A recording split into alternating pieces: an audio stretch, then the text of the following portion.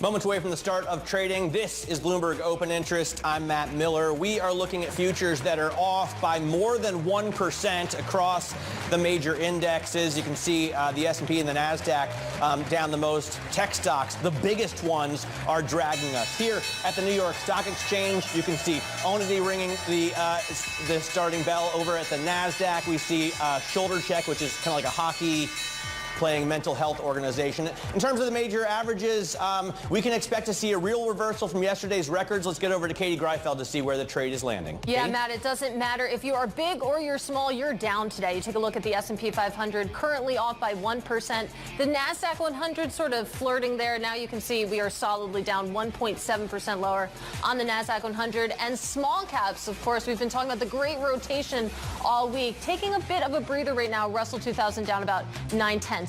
But one stock specifically to keep an eye on is Johnson & Johnson, out with their second quarter results. And while profit beat expectations, the company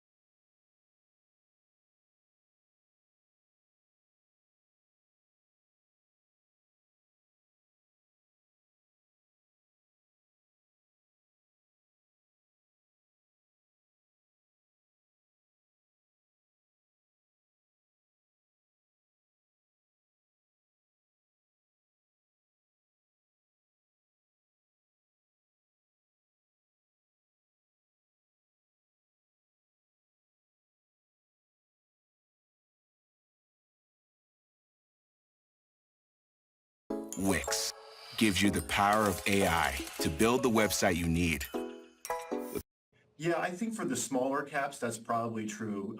If there was some backing away from rate cuts, that would be a problem for smaller caps. I think that is the big story driving the rotation, so to speak, especially into the smaller names. That said, as we said in our mid-year outlook a few weeks ago, we think this is a good time for careful risk-taking and broadening out in equities. So we've added to mid caps, which you like a little bit better than small caps. We've added to non-U.S. equities, just because we do think that the moderating growth, the rate cuts will allow a more broadening of the market. So this is kind of consistent with our view that we will be seeing more participation from different parts of the market. I also want to bring in some headlines here. Federal Reserve Governor Christopher Waller saying the economy is getting closer to a point where the Fed can reduce borrowing costs, but he'd like to see more evidence that inflation is on a sustained downward path. When you think about the thinking coming out of the Fed, Matt, how much uncertainty is there around not anymore the timing of rate cuts, but the number of them? Yeah, I think that'll be the next question the market has. How many cuts are we going to get? What's the pace and the path of policy rates? I think that's going to be, kicked around quite a bit in the market and will cause some volatility in the market. And we're sort of expecting that. We've been in melt-up mode for some time now. And I think we'll alternate between, inflation not coming down fast enough. Then we'll have growth scares, which will cause volatility. So, buckle up a little bit. We think it'll be bumpy, but still we like the backdrop for risk in general, just given the fact that now we're officially on the rate cutting path. And we don't know the trajectory exactly, but we're in a new regime in that regard.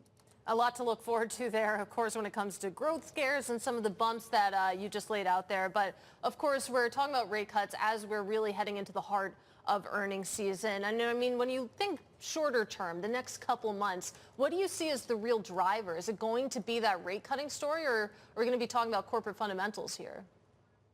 Well, I hope we're talking about corporate fundamentals. We think the story there will be pretty positive, right? We've had strong earnings growth out of the tech cohort. That's been the dominant story. When you look forward, that there's a catch-up happening in earnings that we see, but that'll close the gap. And again, that's positive for the market backdrop. So we're excited about that possibility that we'll see more participation more broadly from the markets due to the fundamentals. But of course, we're also coming into election season, so it's going to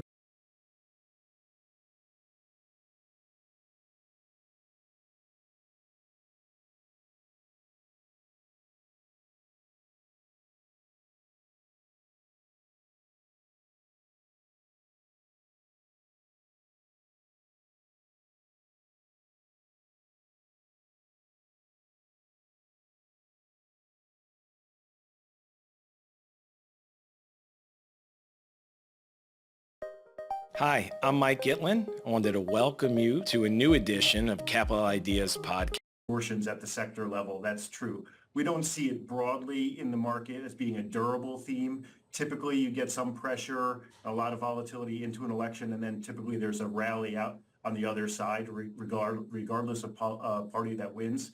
So we do think we'll get through. That's more of a short-term dynamic. Matt, we thank you for joining us. That is, of course, Matt Perrone of Janus Henderson. Now, coming up, regional banks on the biggest winning streak in 4 years. We're going to dive deeper into the sector next. Stick with us. This is Bloomberg.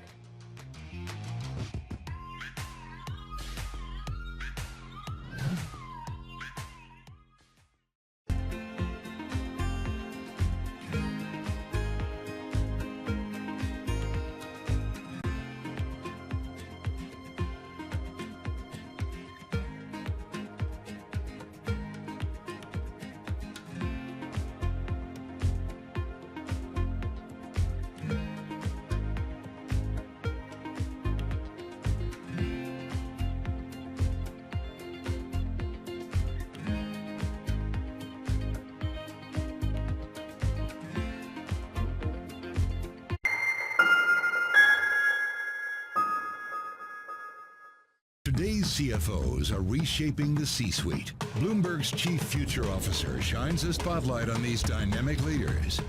It's an incredibly fun job, for sure. We're in the business of leading beyond the numbers. To me, teamwork is key. You need to identify opportunities and push people. It's not about how to say no, it's about how to say yes. Their impact goes far beyond the balance sheet. And on Chief Future Officer, they focus on much more than just revenues and margins. Today's CFO has to be much, much more than a bookkeeper. I talk more about culture today than I talk about numbers. It's not just about debits and credits and digits and dollar signs. It's a lot more than the profit today. It's building the future of tomorrow. Get passion, perspective, and more from the chief future officers of some of the world's most influential companies. New episodes this summer, only on Bloomberg. Brought to you by Workday. Bloomberg has enhanced search on the terminal to deliver what you need when you need it. Now, you can simply type phrases in everyday English in the command line. Compare financials. Find people. Analyze markets. You can enter phrases or ask questions. What do you want to know today? Ask a question or visit SearchGo to find answers now.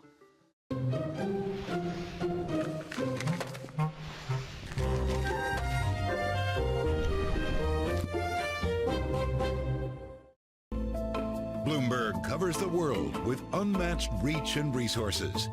From more than 120 countries, the moment news breaks, 24 hours a day. Bloomberg, context changes everything.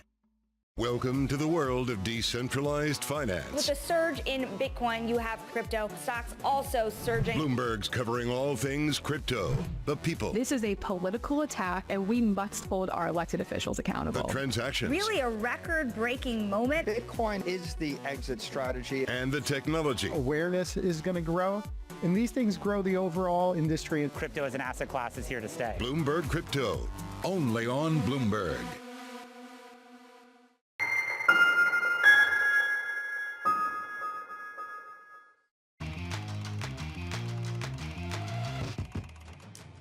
This is Bloomberg Open Interest. Quick check on the major indexes here. The S&P 500 down 1% after hitting another record high yesterday. Its 38th high this year. The NASDAQ is down more, 1.8%, as we see especially the big mega cap tech stocks falling. Nvidia, for example, and other chip makers are off. And the Russell 2000 is down less than the big cap indexes, as we saw yesterday, a real rotation underway into small caps, and to some extent that continues, I guess, lessening the blow on the Russell. Katie? All right, it's time now for top calls. Some of the analyst action in focus this morning. And first up, TD Cowen cutting Spirit Airlines to a sell. The firm says that it doesn't see the airline posting profit until the summer of 2026. Now that downgrade is coming as the discount airline warned of lower second quarter revenues. TD Cowen also cut American Airlines to a hold as well. Next up, we have Bank of America raising its price target on Alphabet to $206, also keeping a buy rating on those shares. The analyst says that earnings for the tech giant will set a positive backdrop for the group thanks to its AI integrations. Remember, Alphabet reports second quarter results next week. And finally, Oppenheimer cutting its recommendation on Morgan Stanley to market perform. The analyst says that the bank's second quarter results were, quote, very solid, but the stock's rally has outstripped his price target, Shanali. And we're going to stick with financials because regional bank earnings are starting to come in. Citizens and U.S. Bancorp out with results today. Regional and mid-sized banks as a group are up more than 12% recently thanks to growing optimism for those Fed rate cuts. We're going to break it all down with Herman Chan, the U.S. regional banks analyst for Bloomberg Intelligence.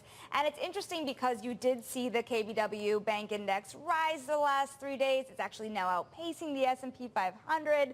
Pour one out for the banks, but you are seeing a lot of divergence. For example, First Horizons today coming out, now really falling into the early trade. How do you think about where there might be some sore spots given the rally that we've seen? Yeah, that's right. So if you take a step back with large bank earnings earlier in the week and last week, JP Morgan and Bank of America talked about a positive earnings trajectory and with respect to net interest income.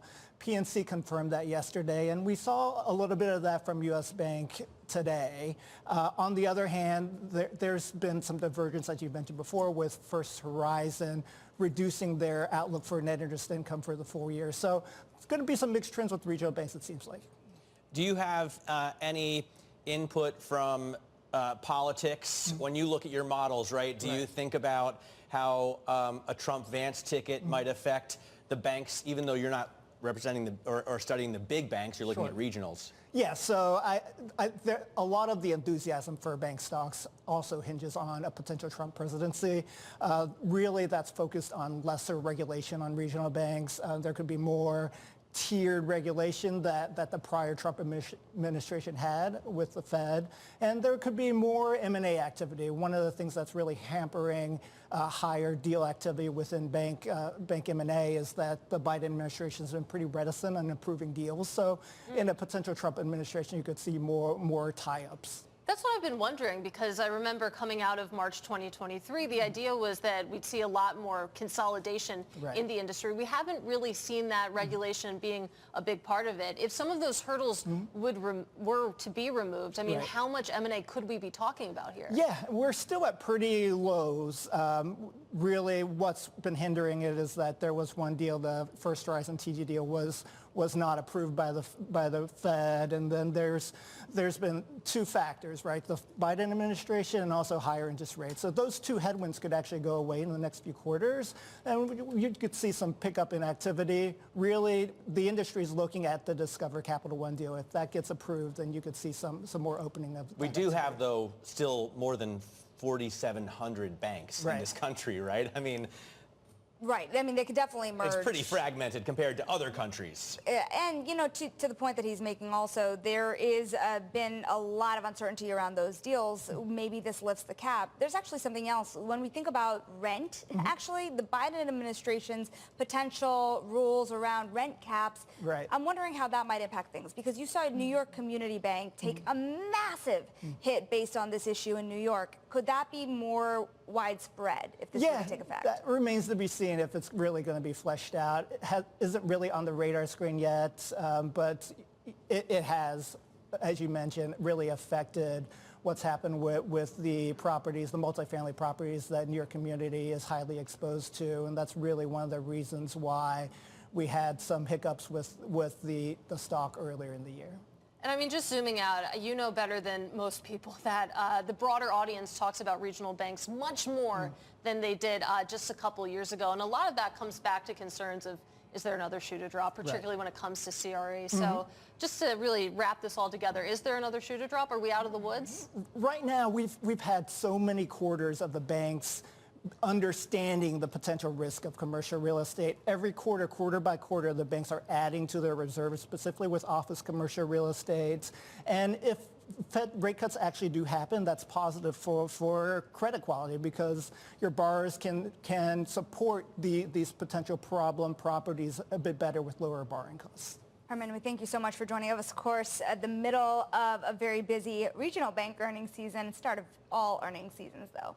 Now, coming up, we're going to talk about the new CEOs appointed at HSBC and Warburg Pincus. We're going to discuss that and more in the Wall Street Beat. A lot of change at the top.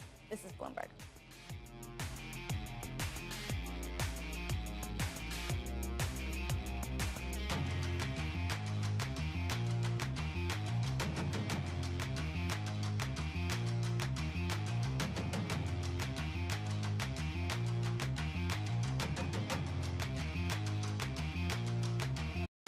By continually asking how, we innovated a safe way to deliver blue hydrogen on a commercial scale. Another day asking how. Another day developing global energy solutions.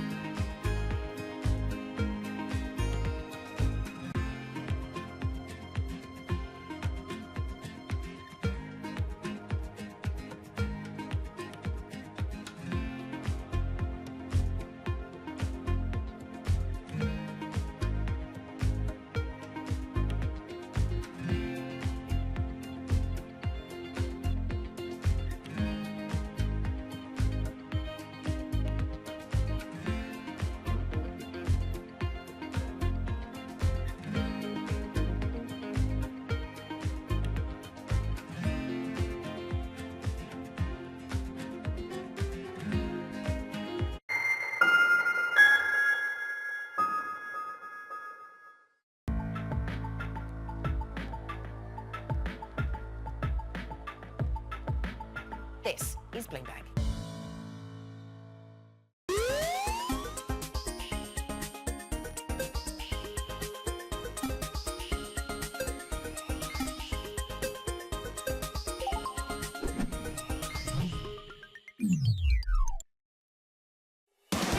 From the world of politics to the world of business.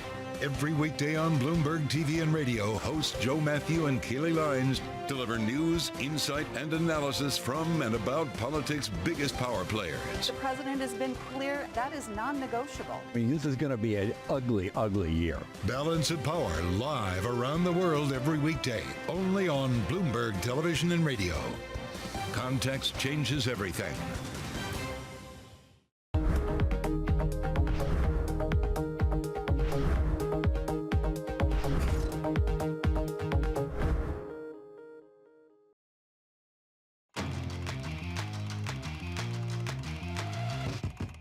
We continue to invest along three dimensions. Technology, Jim DeMar and the team run it, and they've done a great job. And so 5-7 years ago, we made the decision to give them more capabilities. Technology, the balance sheet that they can use to help their customers achieve their goals, and talent. And so Jimmy across the board continues to increase. And so we feel good about it. He made $1.4 billion after tax this quarter, which is a very strong earnings quarter, but what's happening is you're seeing back-to-back billion-dollar-plus quarters. We're used to be $1 billion plus and drop to 500 when the markets slow down. You're seeing much more stability. That was Bank of America CEO Brian Moynihan speaking on Bloomberg yesterday. The bank has put more money and balance sheet resources behind its trading business. Remember, over at Morgan Stanley as well, the CEO is saying we are back when it comes to equities trading. We're going to turn now to some other top finance stories in today's Wall Street Beat. First up, HSBC has named Georges El-Hedry CEO to replace Noel Quinn, adhering to the practice of promoting insiders to turn the bank around, to run that bank. He takes the role less than 2 years, though, after his promotion to CFO. And next up, Nomura reshuffling its Asia investment banking team, cutting jobs, trying to reduce costs amid a deals slump in China and Hong Kong. And I've got to say, that is something that people here are worried about as well if this continues in the United States. And finally, we're going to talk about Warburg Pincus naming Jeffrey Pearlman CEO, succeeding Chip Kay, who will become chairman of Warburg Pincus alongside Tim Geithner. And Geithner? Yes, if you remember that he worked there. Yeah.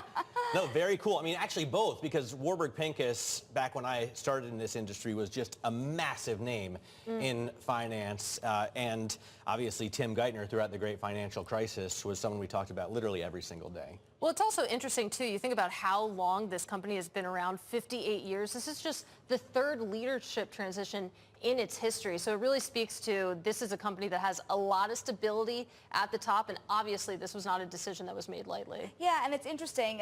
Fun little fact, too. The former comms chief at Goldman, now also working at Warburg Pincus as well. So there is a lot of well-known heft entering those ranks. I've got to say, in the private equity universe, it has been tough to make transitions, but to your point here, just this is the third leadership transition. Not that many of them, but certainly new names rising to the top of Wall Street. So many changes at the top. What do we know this far into reporting season? I know for regional banks we're just starting, but we've got a lot of the big names about the rank and file employees, about, head count in terms of contraction or growth. I'm glad you asked. Bank of America, for example, saying that without the temporary stats that they have this summer, headcount might have been flat to down. For example, at Goldman, it is flat. And we were talking about Nomura, for example. I've had messages from different investment bankers saying, they wonder if there needs to be another round of job cuts because a lot of that deal boom has not come to fruition, at least in the way that people had wanted. And you look at that story out from Deutsche Bank yesterday, this idea that they want rainmakers to focus not on the number of deals, not just many, many, many deals, but the more profitable ones. And so they're trying to make more money with less people. All right. I mean, good luck to them. I think that a lot of people in a lot of different industries are trying to figure that out as well, of course. Not to mention AI, right? Yeah. Because that could be a game changer, especially for banks and law firms. Yeah, definitely. Let's take a look at these Katie's markets, eager though. to get to markets. Katie's like, let's get to the markets. I want to take a look at the stocks. The S&P 500 currently off by about 0.8%. I mean, we were coming off of a really rip-roaring rally, so I think, of course, it is important. You think about some of the biggest names out there. NVIDIA, for example, down quite significantly on geopolitical risk, and you can really see that expressed in the NASDAQ 100, off by almost 2%. And then you take a look at the small caps. Look at that. Those are your biggest winners, the little guys. Yeah, the Russell 2000 actually up. The Dow Jones Industrial Average gaining as well. Just 30 stocks. Because, yes, but very big ones, right? So you see gains in healthcare insurers. United Health Group is up. Travelers is up. Johnson & Johnson is one of the biggest point additions on the wall, on the Dow Jones Industrial. I rag on the Dow, but if you're looking for diversity within an index, you're going to find it. Can I add one to the alphabet soup? I want to look at the stocks too. The Philadelphia Semiconductor Index now down 25 out of the 30 stocks in it down on the day based on that worry about the curbs on China as well. So we were talking about NVIDIA, but the broader index also down, of course, after a 34% rally year to date. All right, let's get to the trading diary, what you need to be watching this week. Bloomberg continues special coverage on the ground in Milwaukee for the Republican National Convention. And we get oil inventories in about 30 minutes, so watch crude. This afternoon, we get the Fed's beige book data, adding to the guessing game about when we're going to get the first cut. Tomorrow, we get the European Central Bank decision, so if you're focused in on ECB rates, we'll give them to you. And on Friday, we'll get earnings from a number of companies, including American Express and American Airlines. Coming up in the next hour, we're going to talk to Johnson & Johnson's CFO and give you the latest on JCPenney's turnaround with the CEO.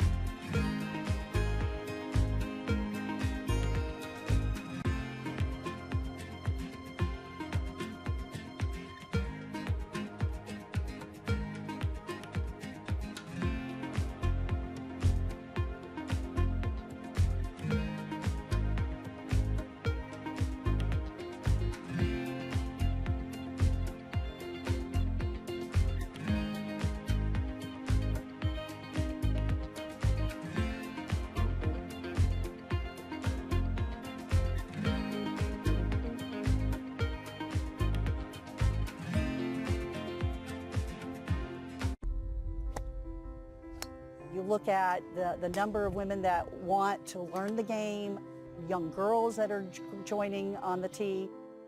Really an exciting time for all of us to really capitalize on this moment. When you look at women who are making most of the purchasing decisions in households, whether that's cars or that is home or financial services, and who are going to drive the wealth of the future, it's women. Obviously, we have our car business and we need to have games here and all that sort of thing. But what else can we do? How do we grow the platform? The whole ticket pricing process. It used to be very yellow sheet of paper, maybe some numbers around it. There was not a lot of science behind it. We're now in the world and have been for many years, as most other similar businesses are, to dynamic pricing. So our pricing for a seat may change hourly if we see demand for that, all driven to maximize revenues. The balance sheet is so important to the success of the team. And a big part of my role is to make sure that the balance sheet stays strong and that we are prudent stewards of capital. There are things that we can do that are irrespective of winning or losing. Take a look at the first budget that comes from one of the teams and ask questions about, do you really need to spend that much? Are you really shooting high enough when it comes to partnership revenue?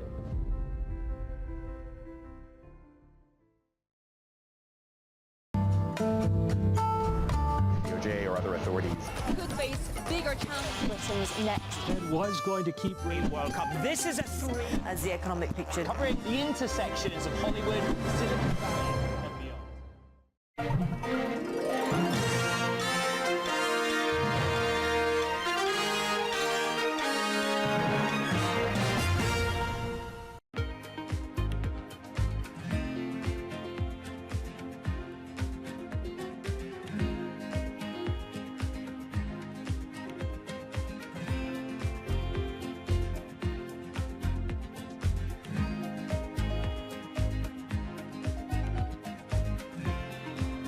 Here he is now. Hi, I'm just trying to make sense of all this data.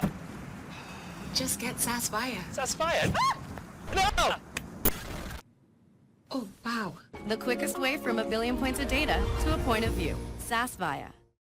Paul Sweeney. The real outperformance has been the U.S. corporate high yield. Are the companies lean enough? Have they trimmed all the fat? The semiconductor business is a really cyclical business. Breaking market headlines and corporate news from across the globe. Do investors like the M&A that we've seen? These are two big-time blue-chip companies. The window between the peak and cut changing super fast. Bloomberg Intelligence with Alex Steele and Paul Sweeney on Bloomberg Radio.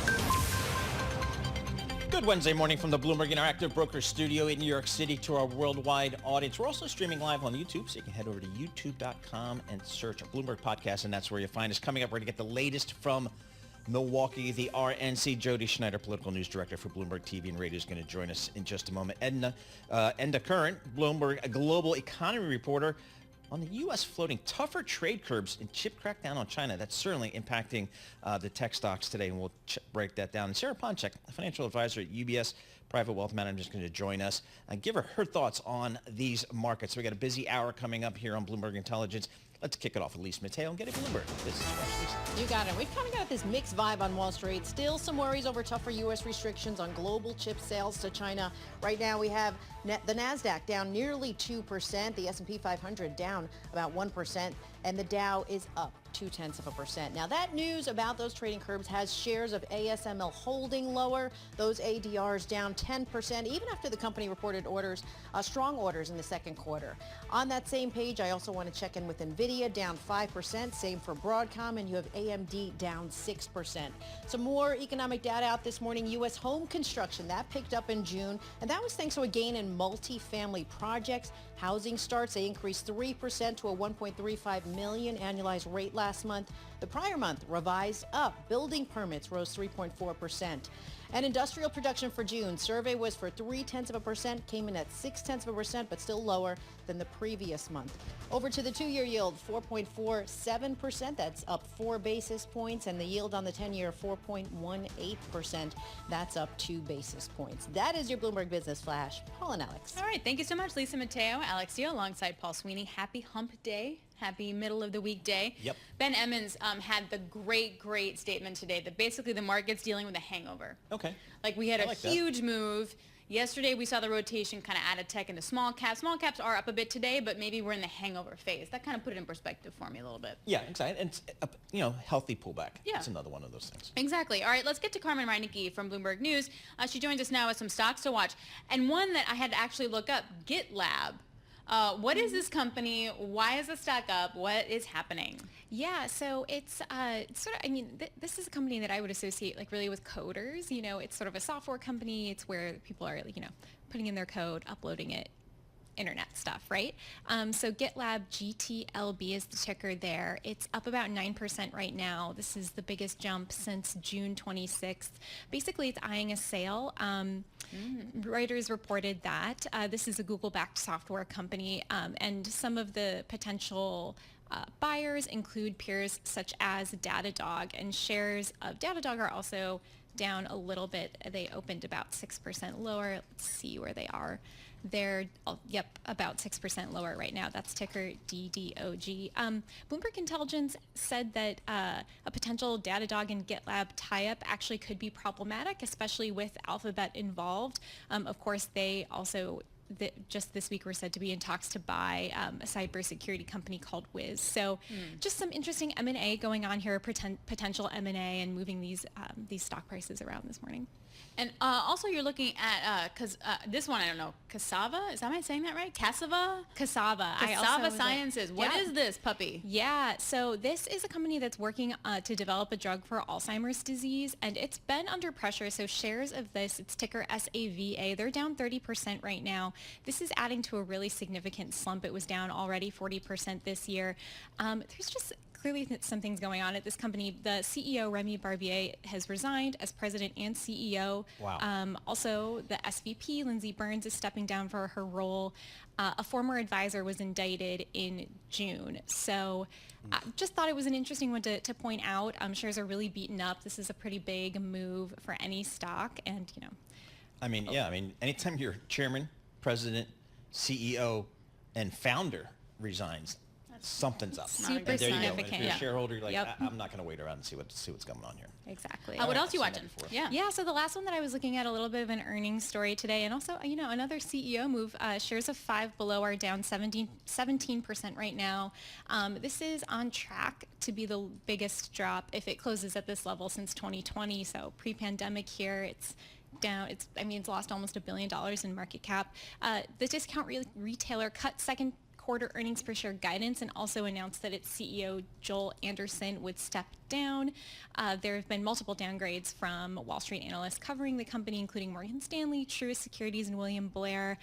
Morgan Stanley analyst saying that this adds uncertainty and earnings risk, and that there will probably be under new management, heightened investments to reinvigorate sales to remedy shrink. So not looking so good. Discount retailers have also just been really beat up, I think, in the current sort of uncertain economic backdrop. So just seeing extra pressure here for investors of Five Below.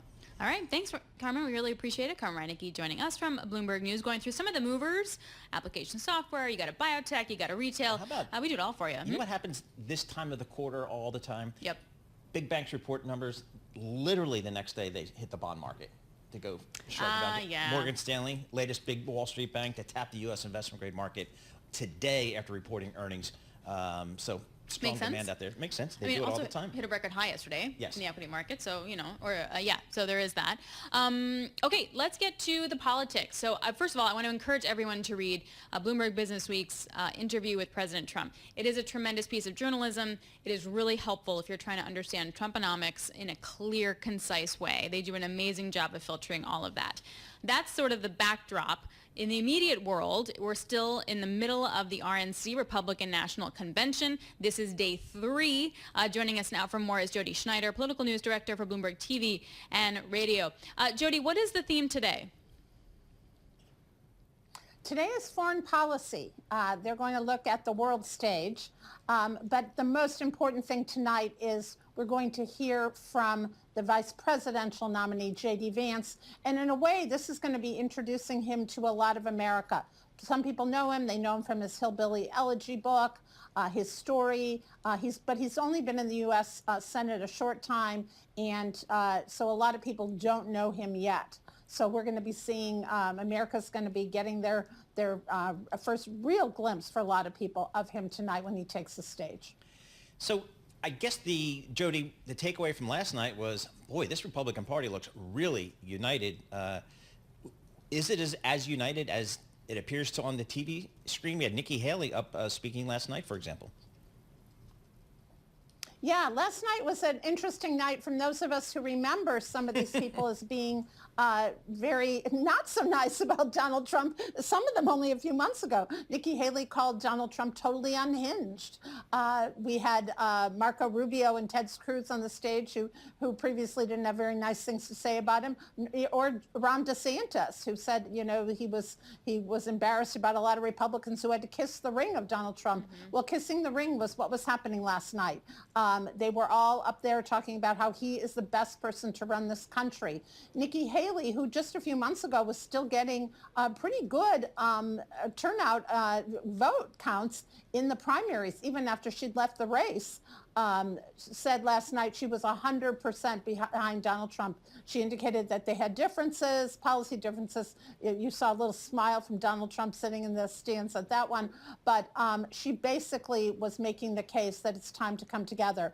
Supposedly, she wasn't even supposed to be on the roster of speakers. But after this weekend's shooting in Pennsylvania, apparently they called her and said, we want unity. They're preaching unity. They're saying it's a unity ticket now. They got that last night, at least in terms of all the speaker. Everybody has now come together. The question is, what does unity mean in a larger sense? Does that mean reaching out to Democrats? What does that mean? And the J.D. Vance pick doesn't necessarily seem like a unity pick, given a lot of things that he espouses. For the polling after this, so usually after a convention, the party who just had the convention, their party gets a nice bump. We also had that potential assassination attempt on Saturday. Assassination attempt on Saturday. What do we expect that polling to look like next week now? Yeah, so you're right, Alex. They do. The party usually gets a bump. You've had a week of kind of free advertising, right? And in this case, kind of coming together. And Donald Trump, that assassination attempt in Pennsylvania will probably help his numbers as well. Whether they can hold on to that is the real question. And the real question in this election is those swing states. The current president, Biden, has been weakened. We know from the debate performance. He hasn't really been able to bring up his numbers since then much, but a lot can happen between now and November. The question is those swing states, who can get those? Pennsylvania is now significantly in play, even though that's where President Biden partly hails from.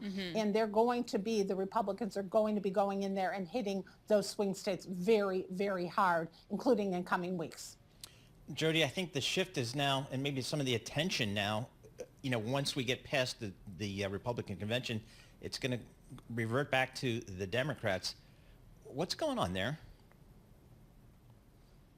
Yeah, President Biden got a little break, right, from from the speculation this week, given that we're concentrating on the VP pick and what happened over the weekend. But I think there's still a lot of concern in the party. We're seeing polling now suggesting that his numbers are way down. Still a lot of discontent among parts of the party as to whether he can win. But the question is, if it's not him, who is it, and how do they go about that? We did see today that the party plans to have the roll call at the Democratic convention for Joe Biden, going through the roll call. So they're saying at this point, this is all still on. He has made it very clear, including in the Lester Holt interview on Monday night, that he is not leaving the race. So the question is, how do you get him to leave if the party decides they want that? And who else would they put in his place? We've heard that there is polling on Kamala Harris taking place to see how she would do against him. And he even mentioned that at the news conference last week. But at this point, it's really a question of will he get out? He doesn't seem to want to.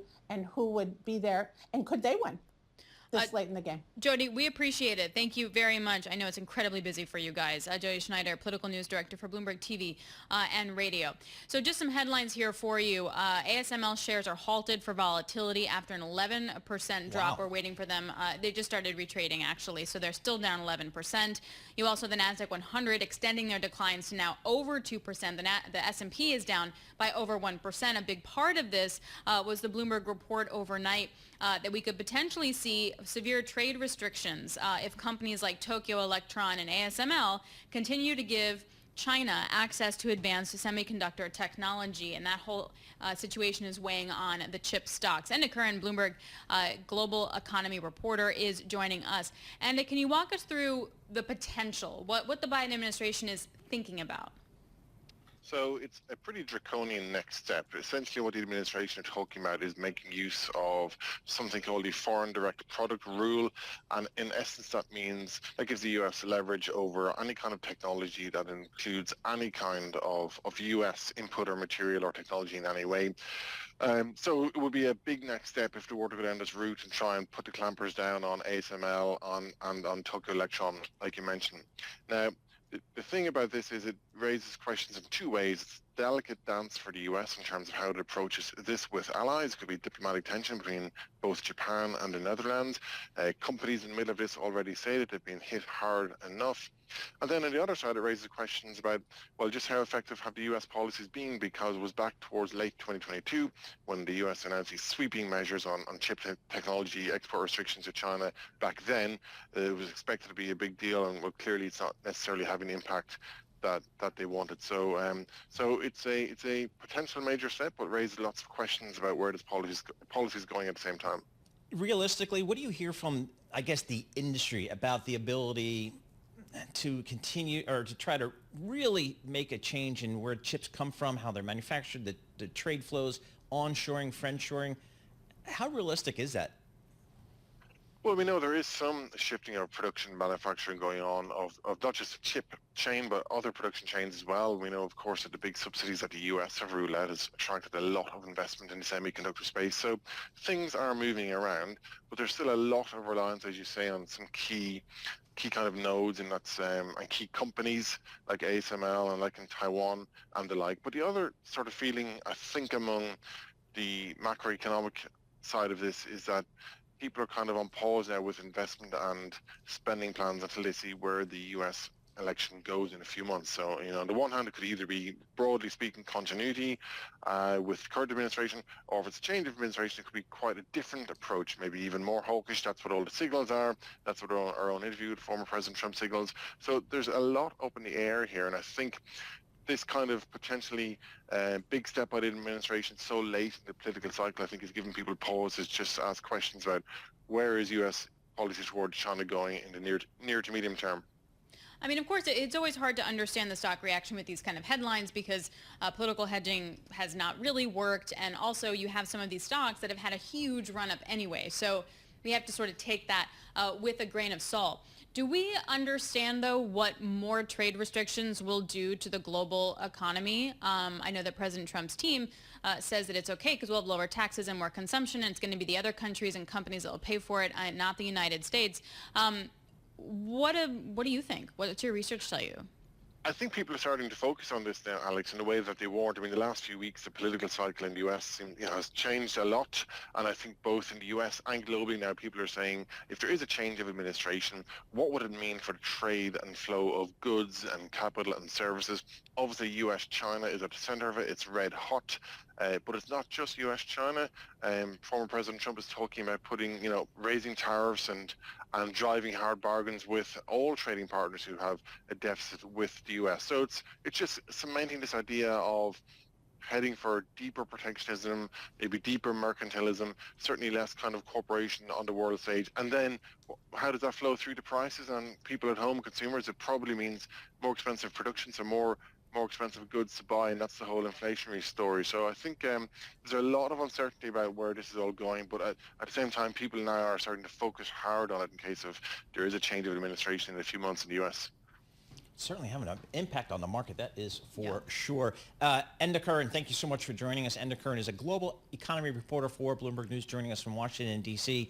And as you mentioned, Alex, really having an impact on the market, the S&P off 1%, but the NASDAQ off 2.3%, so that's where you're seeing it. I saw the Van Eck ETF, semiconductor ETF fund lost about 4% of its value today, so kind of across the board. But as you mentioned, Alex, we're coming off of those all-time highs, so the market was certainly looking for a little bit of a reason to pull back, and I think a little bit of political policy uncertainty that's kind of crept into the market. That would be the thing here. Looking at the yields, 10-year Treasury, we're at 4.19%, up 3 basis points here today.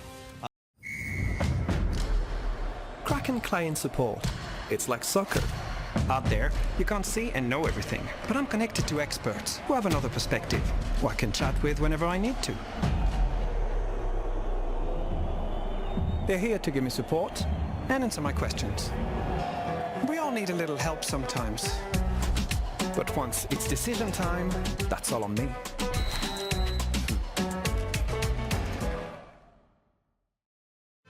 You work hard on your marketing, but does it actually work?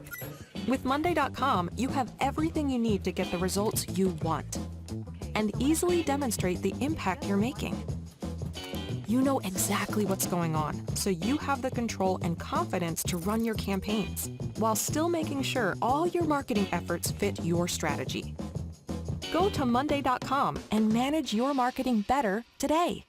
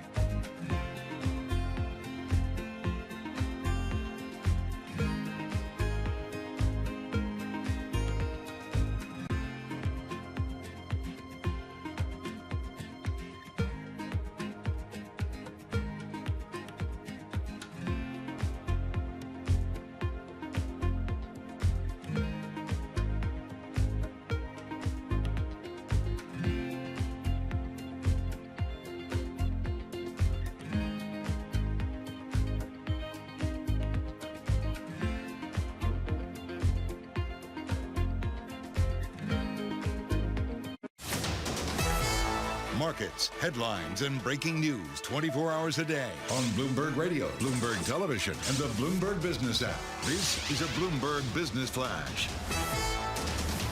I'm Lisa Mateo with your Bloomberg Business Flash, and Market Driver is brought to you by IBKR. Financial advisors switch to Interactive Brokers for lowest cost, global trading and turnkey custody solutions. No ticket charges and no conflicts of your interest at ibkr.com/RIA. Stocks mixed this morning after the S&P 500 notched a fresh all-time high yesterday. Right now, we'll check in with the S&P 500 down 1%, 57 points at 5,609. The NASDAQ down more than 2%, 412 points at 18,096. We have the Dow up 0.3%, 155 points at 41,108. We head over to the two-year yield, 4.47%. That's up 5 basis points. The yield on the 10-year, 4.19%, and that's up 3 basis points. We have spot gold higher, $2,471 an ounce. We have Brent crude $84 a barrel, WTI crude $82 a barrel. I have to point out currencies. We have the dollar weaker, the Japanese yen stronger, actually extending gains to more than 1% at 156.47 against the dollar. The pound top 130 for the first time in a year. That's on stronger than expected UK inflation. Right now, it's at 130.22 against the dollar. Moving the markets, discount retailer Five Below. Those shares down 21%. The company cut second quarter earnings per share guidance, also said that its CEO will be stepping down. And shares of Google-backed GitLab, they are higher this morning, and they're up about 8%. This is after Reuters said that it's exploring a sale after some interest. That is your Bloomberg Business Flash. Paul and Alex. All right, thanks so much, Lisa Mateo. I'm Alex Steele alongside Paul Sweeney. This is Bloomberg Intelligence Radio. We are live from the Interactive Broker Studio right here in Midtown Manhattan, which apparently it's only 80 degrees outside. I'm questioning this. Yeah. This is weather.com. I was going to make some comparison of how it's hotter here than in Boca Raton, but that whole thing just sort of blew up when I looked at the actual weather. Joining us now for the market take is Sarah Ponzik, a financial advisor at UBS Private Wealth Management, and she's joining us from Boca Raton, Florida. Nice. Sarah, it's so fun to chat with you. So I understand we're seeing a decline in the NASDAQ. I understand the S&P is selling off. I also see that small caps are still holding their own here. Is this really about Trump? Is this really about trade restrictions, or is this the continued rotation? Well, Alex, really quickly, I can tell you it's hotter here than it is in New York right now. So all you right, can whatever. be happy sticking where you're at. But as for the rotation, look, yes, we've seen some political headlines come out. Yes, we are seeing semiconductors sell off, and we're seeing another tech sell off. But to your question, no, I don't think it's solely about headlines that, came out over the last 24 hours. Rather, what we're seeing is a continuation of this rotation that really caught steam, and really we saw fuel added to the fire last week after CPI surprised to the downside for the third straight month. So we're seeing, this changing of the guards within the markets. There's been talk for a while, how long can the Magnificent Seven or large cap tech or semiconductors continue to fuel the way higher? And it seems like last week we did see not only a bend, but a break with a really swift rotation. I mean, you just look at small caps over the last 5 days, up 12%. Meanwhile, the NASDAQ's flat. That just shows you the rotation, right there and then. So now the question becomes, all right, well, is this going to continue? So what is the thought here, Sarah? Because I think, one of the concerns I'm sure you hear from your clients is that how healthy can it be for this stock market to be anchored by 6, 7, 8 names in terms of the performance year to date? That doesn't sound like a healthy market. How much of a risk is that for you? Right. We do hear that question all the time. And to give you an idea of just, how consolidated the rally has been, if you look at the amount of companies that have outperformed the S&P 500 year to date on an individual basis, it's only 24%. So not even a quarter of companies within the index are outperforming the index, which just shows you how important a few companies have been to really dragging the gains higher. Now, is it a concern? Yes, there's always concern over narrowness in the markets, but at the same time, when we think about why there has been this narrowness in the markets, it's because these, large cap tech companies have been or become the epitome of quality. Investors have been flocking to quality names with high earnings growth, over the past year and a half, let's say, and that's what's driven this narrowness in the market. So it hasn't been too large of a concern for us in particular, and we actually are still most preferred on technology, and we still think technology companies have a very important place in a portfolio. But yes, seeing a broadening out, seeing small caps perform, seeing some cyclical areas of the market like industrials start to catch up and perform better as well, that's definitely a well-taken sign. We are glad to see the broadening of the markets. And it's very possible that what you could see then is this, internal rotation of the markets where sure, we might see tech pull back a bit. That's only natural and healthy given the fact that, let's look at semiconductors, for example, this year. Semiconductors are up about 30% in 2024 alone and up over 50% over the last year. So it would be healthy for us to see a rotation in the markets, see the old guard start to, hold back a little bit, but it's possible we could see the market continue, if you look at the index level, continue to at least move sideways or move higher from here if we see other areas of the market that have underperformed start to outperform going forwards. Yeah, that was kind of my question. It's like, is it a sell tech, buy small caps, which is sort of the narrative that we were starting to see yesterday? And if we get some impulse where small caps can't sustain this move that we've seen in the last 5 trading days and tech still sells off, then it feels like we're in for a different kind of sell-off.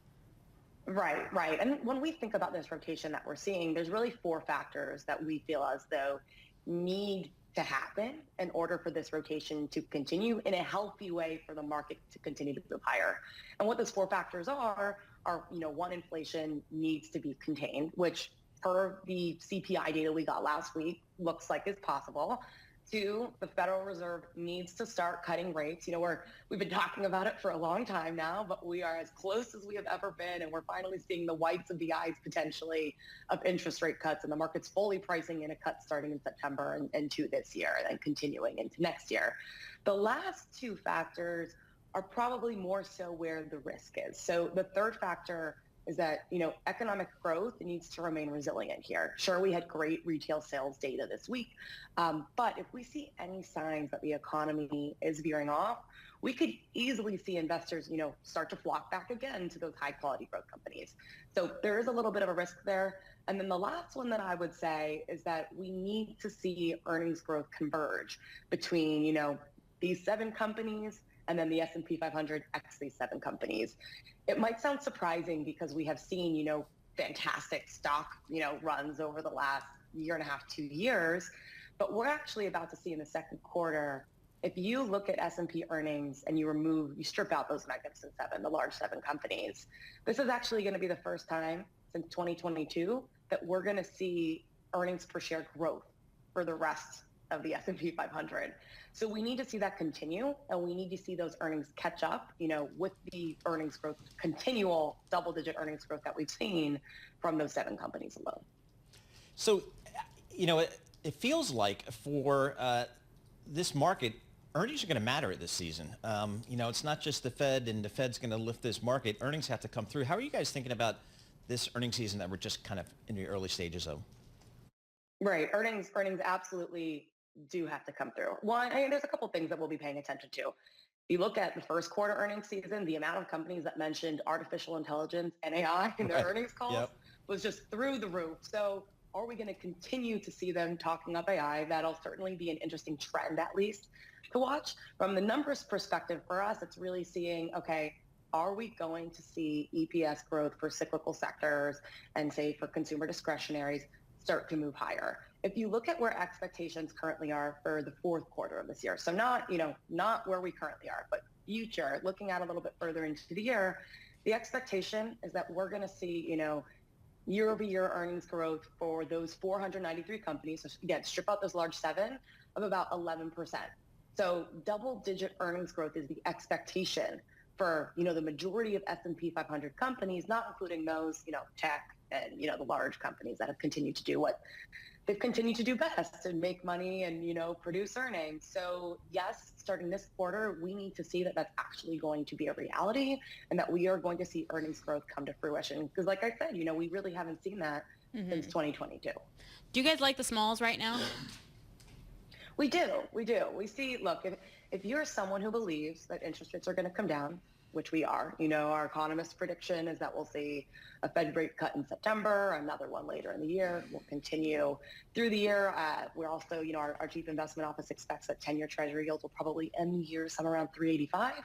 One of, the most pure ways to play a decline in interest rates is small caps, because those companies that have higher debt burdens are, at the forefront of the debt game, given that they just have more debt on their balance sheets. So yes, we do feel as though right now, if you don't have any small cap exposure in your portfolio, it could be time to add some as the tactical play.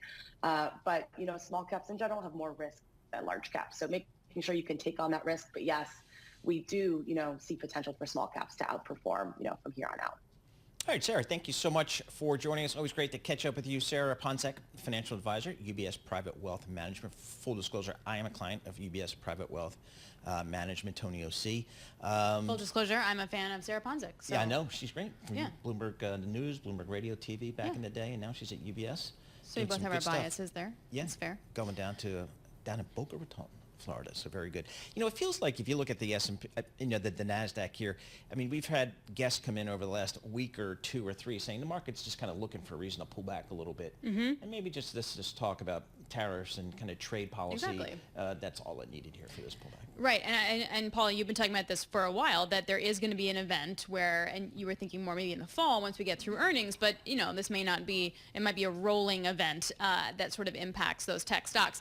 All right, much more coming up. Brad Stone with his amazing piece on President Donald Trump. In the meantime, World National News, Michael Barr.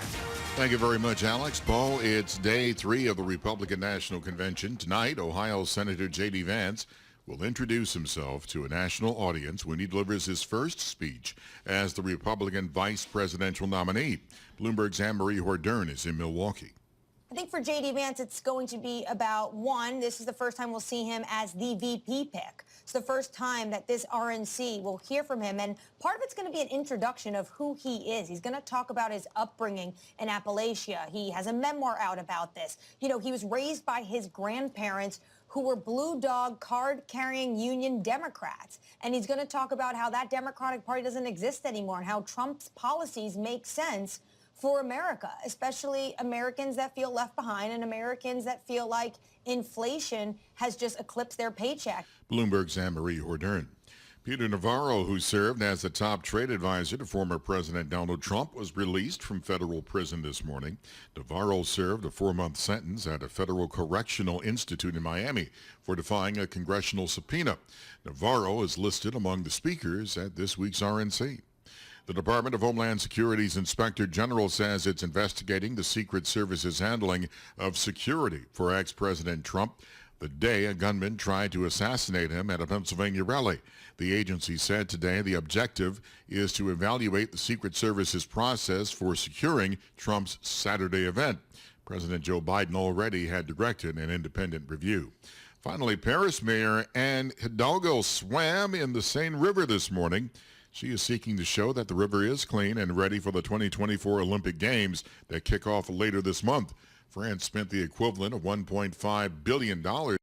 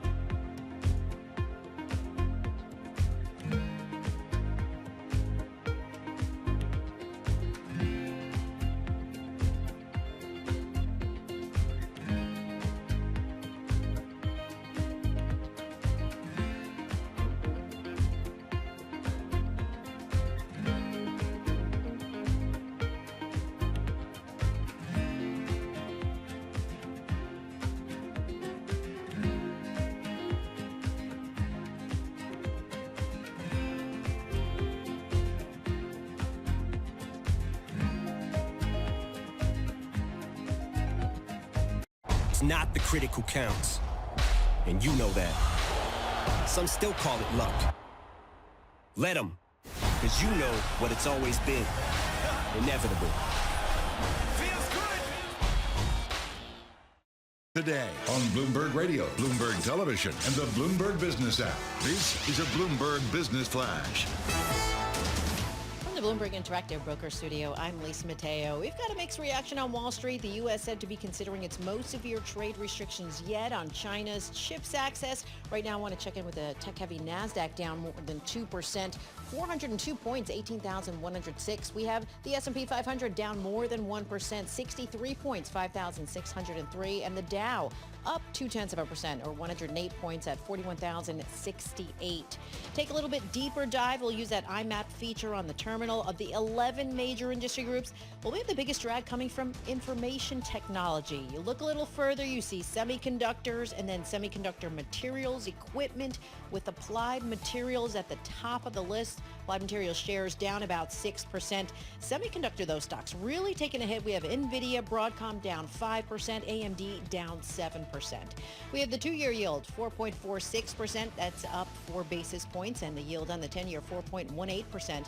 And that's up 2 basis points. That is your Bloomberg Business Flash. Paul and Alex. All right, thanks so much, Lisa Mateo. I'm Alex Steele, alongside Paul Sweeney. This is Bloomberg Intelligence Radio. We bring you all the top news in business, economics, and finance, and sometimes some politics, with our lens of our Bloomberg Intelligence folks. They cover 2,000 companies in 130 industries worldwide. It was the Business Week piece that has now been heard around the world.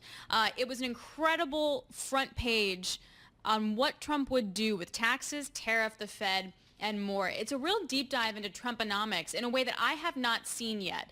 It's actionable, it feels realistic, and it's really boiled down so we can really get a grasp on what a Trump 2.0 and Trumponomics actually means. And we can thank Brad Stone, the editor of Business Week for Bloomberg, to kind of put all this together for us. He joins us now from San Francisco to California. Brad, I found this to be an extremely helpful piece because if you listen or you read excerpts from interviews with Trump, it's very difficult to get to concrete ideas, and you guys did an amazing job of doing that. How hard was it? Yeah, thank you, Alex. Well, I mean, look, he wanted to talk. We'd actually put queries out to both campaigns. We heard first from former President Trump. You know, this is Business Week, so our mandate is business, obviously, economics, the world order. And we went there to interrogate him about an economic plan that many economists think is a bit contradictory. I mean, President Trump talks about lowering inflation. The agenda is, higher tariffs, less immigration, which potentially raises wages. He talks a lot about lowering interest rates and then bringing members of the business community into his administration. So this is a topic he wanted to talk about. To put it in context, we talked to him 2 days before the first presidential debate and about 2 weeks before the assassination attempt. But even then, I think, he is riding what he believes, at least, and his campaign believes, is a heightened sense of momentum. So, Brad, there's a lot of areas here in terms of economics to explore. Talk about taxes. How does he feel about taxes these days? He certainly had some big tax legislation in his first term. That's right. And one part of his plan is to extend the Trump tax cuts. Another part, which he told us, was to lower the corporate tax rate. He told the Business Roundtable that he wanted to bring it down to 20% from 21%, if for no other reason that he likes big, large numbers. But then he said he would even get it down to 15% if he could. The challenge here, of course, is, that there's they don't delineate any way to pay for this, to make the numbers parcel out and do anything other than raise the federal deficit. And there is really, I think, a paucity of specifics here, which is one reason why proxies have kind of tried to fill the void with things like Project 2025, which then Trump really distanced himself from. But, I think with the broad brushstrokes we got is Trump wants to lower taxes and extend his tax cuts. What I also felt was very interesting is the myriad of views in relation to the tech industry. So on the one hand, okay, lower taxes, yay, tech industry. He seems to embrace crypto. Clearly, with J.D. Vance, there's sort of an embrace of VCs, but big tech is very complicated. And how did you parse through that? there's some contradictions here, Alex. I mean, the first is, he's obviously very pro-American business, and yet he's turned on TikTok and believes that banning TikTok would only empower Mark Zuckerberg and Facebook. The second thing is, in the first term, he talked a lot about cryptocurrency and how it might engender fraud. He wasn't wrong about that, obviously, but now he's flipped on that as well. The bottom line here, and the way I interpret it, is that for Trump, it's all about personal relationships. And he went and talked a lot about Tim Cook and how smart he thought Tim Cook was, in large part because Tim Cook went to the White House to ask for relief from the first set of tariffs. He likes it when people come and, pay their respects or at least visibly look to be on what he considers to be Team Trump. And so, in terms of crypto, and a lot of people in that community are now pro-Trump. And, in terms of TikTok, where he's very popular on TikTok, and of course, Jeff Yass, one of the backers of ByteDance, is a Trump supporter, you can kind of see why these contradictions are sort of bundled into his views on technology. Tariffs. Certainly it seems to be the topic, at least in the trading today. We've had both sides of the aisle talking about tariffs and tough tariff talk. Mr. Trump used tariffs quite, liberally in the first term. How's he thinking about tariffs these days? It's interesting, Paul. I have not spent much time thinking about President William McKinley, the 25th president, even though he was from my former state of Ohio. And Trump brought him up repeatedly because, here's this 19th century president who, before the age of a federal income tax, was raising tariffs and bringing in money. And he said that McKinley is overlooked. Who knows what book club he's part of, but clearly they've been reading histories. And he wants to raise tariffs. He thinks tariffs are underrated. He's talking about a 10% across the board tariff. He's talking about raising the tariff on Chinese goods to 60% or even 100%. And, he says they're a great negotiating ploy. He tried that in the first term. And obviously then, a lot of U.S. companies, particularly tech companies, complained they were quite generous in their carve-outs. But this is a big part of Trumponomics. And most economists think that companies don't pay those tariffs. They turn around and pass them to customers in the form of higher prices. So we pressed him on it, and I think there are some unresolved contradictions and tensions there. What's also interesting, I was reading a JP Morgan note about commodities and what the Trump administration would do to commodities. Obviously, that's my beat. But what they made the point is it really depends on the sequencing. So if you go to corporate taxes first, tariffs come later. Like the sequencing of how all of this works will really depend then on what the market reaction is. Did you get any sense of that? No, in terms of how we would do it, I didn't. But yeah. I mean, one thing that impressed us or was impressed upon us is that in 2016, he was unprepared to win, and he surrounded himself with people maybe a bit impulsively, and he says that he would do it differently this time. That he knows who's loyal and who's not, and he's experienced and he knows everybody this time. And it just seemed to us that they were. That he's prepared to move quickly. In what order, I don't know, but particularly if he controls both houses in Congress, that they have an agenda that they're pretty much willing to implement at blitzkrieg speed. Jamie Dimon as Secretary of Treasury, 30 seconds, Brad. Yeah. What did he call him? An overrated globalist once. Look, he's courting the business community. Who knows if Dimon would do that, particularly considering how former members of Trump's administration often ended up being treated somewhat badly or breaking with him. But yeah, I mean, I think Trump wants to go and it's very important to him that business leaders like him. I mean, that comes through in the interview. And so he's doing his bit to court them as well. Brad, thank you so much. Really, it was a great piece. It was so helpful, and it helps to bring perspective then to market reactions as well. Brad Stone, he is editor of Bloomberg Business Week. So usually I have a routine.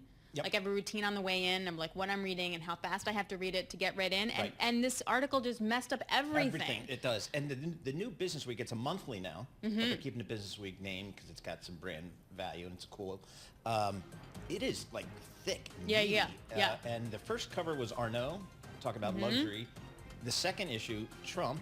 So they're killing it here. So 12 times a year. Yeah, so definitely check it out, guys. It's definitely worth it if you're interested in anything Trump related. All right, coming up, beer, alcohol, non-alcoholic, is that a thing? No. This is Bloomberg.